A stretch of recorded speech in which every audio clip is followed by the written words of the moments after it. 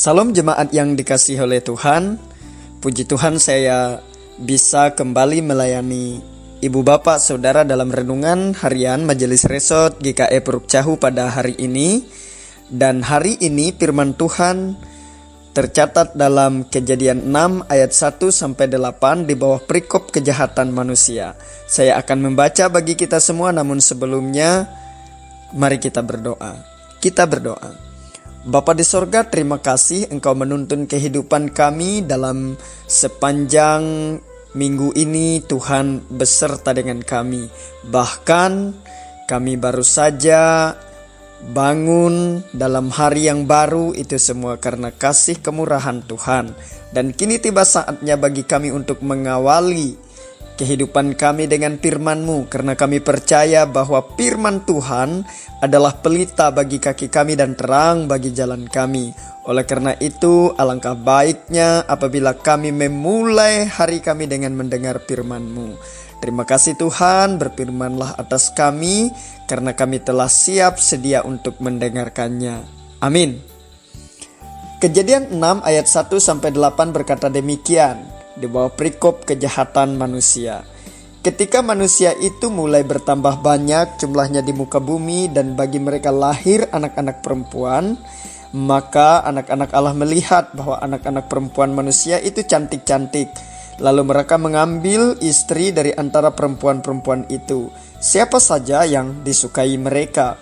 Berfirmanlah Tuhan, Rohku tidak akan selama-lamanya tinggal di dalam manusia, karena manusia itu adalah daging, tapi umurnya akan 120 tahun saja. Pada waktu itu orang-orang raksasa ada di bumi, dan juga pada waktu sesudahnya, ketika anak-anak Allah menghampiri anak-anak perempuan manusia, dan perempuan-perempuan itu melahirkan anak-anak bagi mereka. Inilah orang-orang yang gagah perkasa di zaman purbakala, orang-orang yang kenamaan. Ketika dilihat Tuhan bahwa kejahatan manusia besar di bumi, dan bahwa segala kecenderungan hatinya selalu membuahkan kejahatan semata-mata, maka menyesallah Tuhan bahwa Ia telah menjadikan manusia di bumi, dan hal itu memilukan hatinya. Berfirmanlah Tuhan, Aku akan menghapuskan manusia yang telah kuciptakan itu dari muka bumi, baik manusia maupun hewan dan binatang-binatang melata dan burung-burung di udara, sebab aku menyesal bahwa aku telah menjadikan mereka. Tetapi Nuh mendapat kasih karunia di mata Tuhan. Amin. Salam Bapak, Ibu, dan Saudara yang dikasihi oleh Tuhan. Saya percaya segala sesuatu yang ada di muka bumi ini diciptakan oleh Tuhan dengan maksud dan rancangan Tuhan yang baik dalam ciptaan itu, termasuk juga ketika Ia menciptakan manusia. Tujuan utamanya manusia adalah menjadi mandataris Allah yang memelihara ciptaan lain. Kemudian tujuan utamanya adalah untuk memuliakan Allah. Tetapi berbeda ketika mendapati apa yang dilakukan oleh manusia, sebagaimana yang terdapat dalam perikop pada Kejadian 6 ayat 1-8 pada hari ini. Dengan jumlah yang bertambah banyak, manusia itu malah melakukan hal-hal yang memilukan hati Tuhan, sampai dia menyesal telah menciptakan dan menaruh mereka di bumi, karena mereka bertindak semau mereka sendiri. Dan melihat itu, Tuhan Sang Pencipta bertindak. Yang pertama tindakannya adalah Roh-Nya tidak akan tinggal dalam manusia itu selama-lamanya. Ia berkata bahwa umur manusia hanya 120 tahun saja. Artinya Tuhan sudah membuat batas bahwa manusia itu setelah batas waktu yang diberikan oleh Tuhan, dia akan mati. Dan yang kedua, Tuhan menyesal karena Ia telah menjadikan manusia di bumi. Itu dicatat dalam ayat yang ke-6. Penyesalan itu tampak dalam tindakan Tuhan bahwa Ia ingin hapuskan manusia itu beserta dengan binatang, bahkan hewan-hewan, binatang melata, burung-burung di udara yang ada di bumi. Ayat yang ke-7 itu mencatatnya. Dan penyebabnya adalah tercatat dalam ayat yang ke-5 yang berkata demikian. Ayat yang kelima berkata, karena dilihat Tuhan bahwa kejahatan manusia besar di bumi dan bahwa segala kecenderungan hatinya selalu membuahkan kejahatan semata-mata. Nah, kejahatan yang ada di dalam diri manusia itu tidak lagi menjadi sebuah kejahatan yang spontan, tetapi kejahatan yang sudah menguasai pusat hidupnya, perbendaharaan hidupnya, yaitu hatinya. Maka hati-hati Bapak, Ibu, dan Saudara, kalau kita sudah mulai setiap yang kita pikirkan mencelakakan orang lain, iri terhadap apa yang dipunyai oleh orang lain, kemudian merancang sesuatu yang jahat terhadap orang lain, terhadap sesama, bahkan hati kita sudah lupa Tuhan, itu tanda-tanda bahwa perbendaharaan hidup kita, pusat kehidupan kita itu sebenarnya sudah dikuasai oleh yang namanya kejahatan. Dan itu menyebabkan manusia ingin menghapus manusia yang ada di bumi. Kejahatan telah menguasai pusat dan perbendaharaan hidup manusia itu, yaitu hatinya. Pikirannya kotor, jahat, dan kemudian terwujud dalam tindakannya yang jahat. Kawin mawin, tidak peduli dengan siapa, dia melakukannya sesuka dan semau hatinya. Nah, Bapak, Ibu, dan Saudara yang dikasihi oleh Tuhan, betapa jahatnya perilaku manusia. Dan sampai-sampai Tuhan berkata pada ayat yang ke-7, aku akan menghapuskan manusia yang telah kuciptakan itu dari muka bumi. Tetapi ada kabar baik di sana Bapak Ibu. Ayat yang ke-8 itu berkata, Nuh mendapat kasih karunia di mata Tuhan.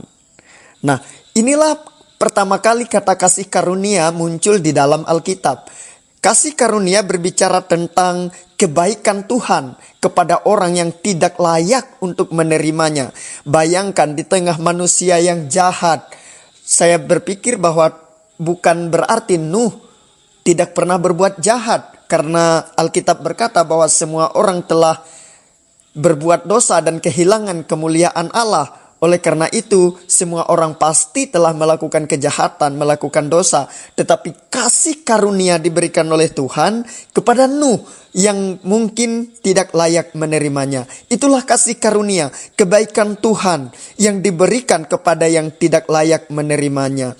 Kasih karunia-Nya ingin membangkitkan generasi baru, menghapuskan generasi lama yang jahat itu dan menggantinya dengan generasi baru melalui keturunan Nuh. Bayangkan Bapak, Ibu, dan Saudara, luar biasa kasih karunia Tuhan itu di dalam kehidupan Nuh. Yang kedua, kasih karunia juga berbicara tentang kemampuan Tuhan. Bagi orang yang tidak bisa, bagi orang yang tidak mampu, Ia akan memperlengkapinya sebagaimana Ia memperlengkapi Nuh untuk membuat bahtera yang begitu besar di atas bukit. Dan kemudian bahtera itu yang kelak akan menyelamatkan mereka dari penghapusan manusia dan ciptaan yang lain dari muka bumi ketika mereka masuk ke dalamnya. Itulah pertolongan Tuhan. Nah, Bapak, Ibu, dan Saudara yang dikasihi oleh Tuhan, saya percaya bahwa sejahat apapun kehidupan kita, sejelek apapun masa lalu kita, apabila kita mau hidup dalam pertobatan dan kemudian menyerahkan diri kepada Allah dan memohon kasih karunia-Nya, kita akan diberikan kasih karunia sebagaimana yang Tuhan berikan kepada Nuh, bahwa di mata Tuhan Nuh mendapat kasih karunia. Bayangkan apabila kita mendapat kasih karunia, kita akan mendapatkan kebaikan Tuhan di dalam kehidupan kita. Dan kita juga akan mendapatkan kemampuan dari Tuhan untuk menyelesaikan segala masalah yang boleh terjadi dalam kehidupan kita. Oleh karena itu, Bapak, Ibu, dan Saudara, berpalinglah dari segala perilaku yang jahat, hati yang jahat, melainkan kepada kasih karunia Tuhan yang senantiasa berkenan kepada orang yang mau menyerahkan kehidupannya di hadapan Tuhan. Tuhan Yesus memberkati kita dengan firman-Nya. Amin. Mari kita berdoa dalam doa syafaat. Bapa di sorga, terima kasih atas firman-Mu, karena kami begitu jahat, begitu berdosa, tetapi karena kasih karunia-Mu kami diselamatkan. Tuntun kami agar mampu hidup dalam kasih karunia itu, agar tidak melepaskannya tetapi menjaganya dari si jahat yang setiap hari menggoda kami untuk melepaskan kasih karunia Tuhan itu.